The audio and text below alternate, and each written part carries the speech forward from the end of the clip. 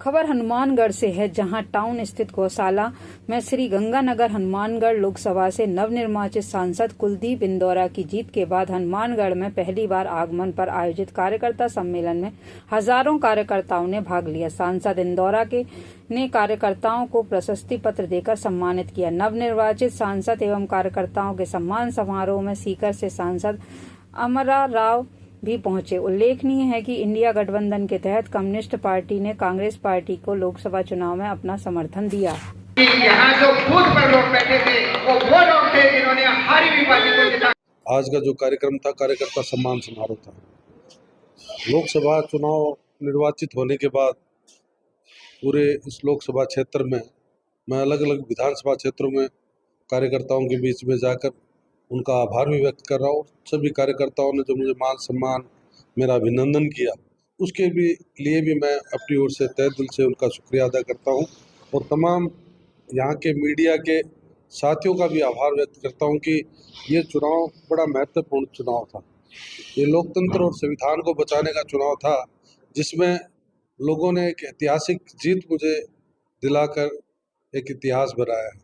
जो हनुमानगढ़ हमारे विधानसभा चुनाव में किसी कारण से पीछे रहा, इस बार लोगों ने ऐतिहासिक वोट डाले। 19,500 वोटों से हनुमानगढ़ विधानसभा में कार्यकर्ताओं की ताकत से, हमारे नेताओं की ताकत से, तमाम किसान और सभी साथियों की ताकत से ये चुनाव हम यहाँ से जीत हासिल की। देखिए, सबसे पहले तो मेरी जो सिंचाई के पानी की समस्या है इस क्षेत्र में, उस मुद्दे को लेकर मैंने अभी भी राष्ट्रपति अभिभाषण में अपनी बात रखी। और इसके अलावा दूषित पेयजल जो आ रहा है वो सबसे बड़ी समस्या है। और इसके अलावा जो केंद्र की सरकार, जो भी वर्तमान में सरकार जो कह रही है कि हमने एमएसपी समर्थन मूल्य निर्धारित कर दिया, तो बड़ा दुख होता है, बड़ी तकलीफ होती है कि एक तरफ तो किसान पूरे देश में आंदोलित है, संघर्ष कर रहा है, धरना और प्रदर्शन कर रहा है, और दूसरी तरफ सरकार झूठी बात कह रही है कि हमने समर्थन मूल्य किसानों की मांग को पूरा कर दिया।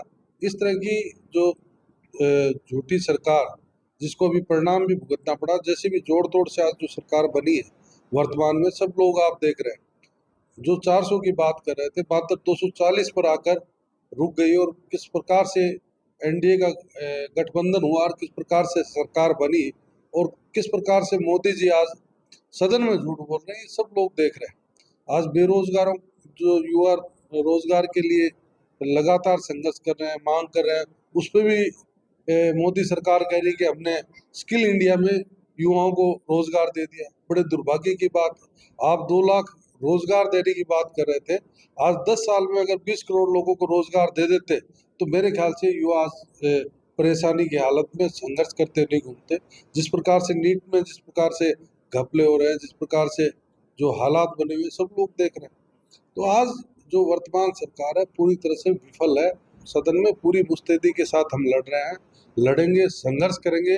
किसान, बेरोजगार, मजदूर, गरीब, हर व्यक्ति की आवाज उठाएंगे और लड़ाई लड़ेंगे ताकि उनकी समस्याओं का समाधान हो सके।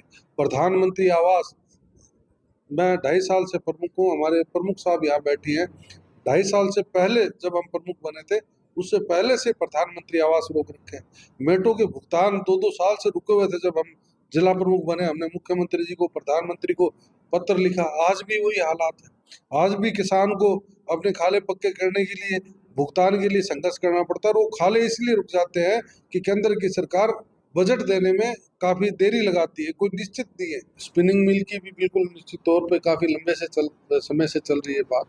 इस मुद्दे को लेकर भी मैं यहाँ के जो संगठन है, हमारे नेता, उनसे बात करके, चर्चा करके इसको भी किस प्रकार से हम मजबूती से रख सकते हैं, किस प्रकार से इम्प्लीमेंट कर सकते हैं, या उन मजदूरों के हक में किस प्रकार से फैसला हो सकता है, इसका प्रयास करेंगे। पेयजल की जो बात करते हैं मोदी जी, कि हमने पेयजल के लिए पूरे देश में कहीं कोई कमी नहीं रहने दी, हर जगह पीने के पानी की साफ और स्वस्थ जल की व्यवस्था कर दी।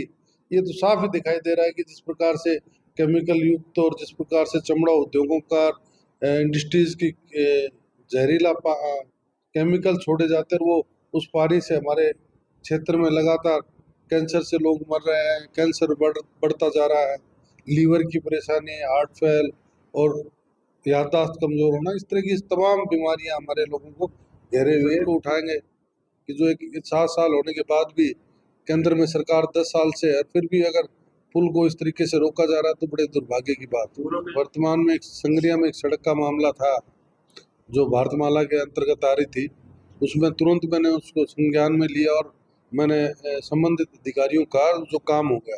अभी एक पुल का समस्या और संगरिया में बताई, और आपने जो सतीपुरा का पुल बताया, पेयजल की जो समस्या बताई, इन मुद्दों को लेकर भी मैं संबंधित विभाग के मंत्रियों को और सरकार को चेताने का काम करूंगा ताकि शीघ्र अतिशीघ्र इस पर समाधान हो सके, इसका हल हो सके।